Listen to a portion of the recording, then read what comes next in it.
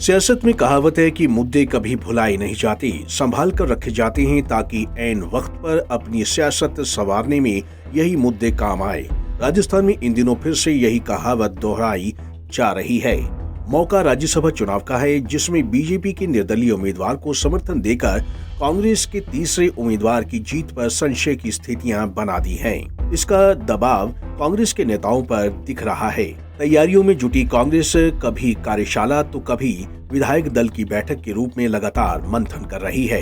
एकजुटता के दावे की जा रहे हैं, लेकिन एक वक्त से ठंडे बस्ते में चली गई। गहलोत पायलट की सियासी अदावत एक बार फिर सतह पर आ गई है।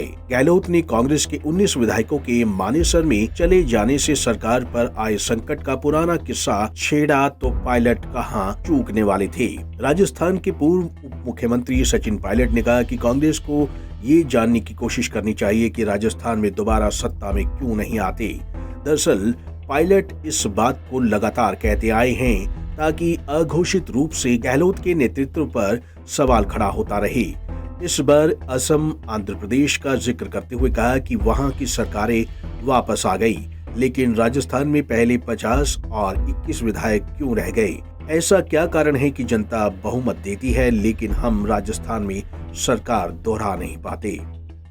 कांग्रेस पार्टी की सरकार कैसे रिपीट हो, हम लोग इस बात को मानना पड़ेगा हम लोगों को कि एक बार हम सिर्फ 50 विधायक रह गए थे, एक बार सिर्फ 21 विधायक रह गए थे। तो उन कारणों की चर्चा भी होनी चाहिए कि ऐसा क्या कारण है कि जनता बहुमत देती है और हम राजस्थान में सरकार रिपीट नहीं कर पाते हैं। हमारी सरकार रिपीट दिल्ली में हुई 3 बार, असम में हुई 3 बार, आंध्र में हुई 2 बार। ऐसा नहीं कांग्रेस सरकार रिपीट नहीं होती है, लेकिन किन कारणों से रिपीट नहीं कर पा रहे हैं। और ये जो माहौल बना है मोदी जी के आने के, इससे पहले भी हम रिपीट नहीं कर पाए थे। तो उन कारणों पर हम चर्चा करेंगे और जो मैंने अपने सुझाव दिए हैं आईसीसी को पिछले 1.5-2 साल पहले, मैं धन्यवाद करना चाहता हूँ सोनिया गांधी जी का। उन्होंने उन विचारों को स्वीकार किया, समिति बनाई, उस कमेटी ने कुछ कदम भी उठाए हैं। हम सही दिशा पे सही कदम उठाकर आगे बढ़ेंगे तभी रिपीट कर पाएंगे। और रिपीट करने के लिए सबकी एकजुटता से मंशा है कि हम सरकार रिपीट करें कांग्रेस की।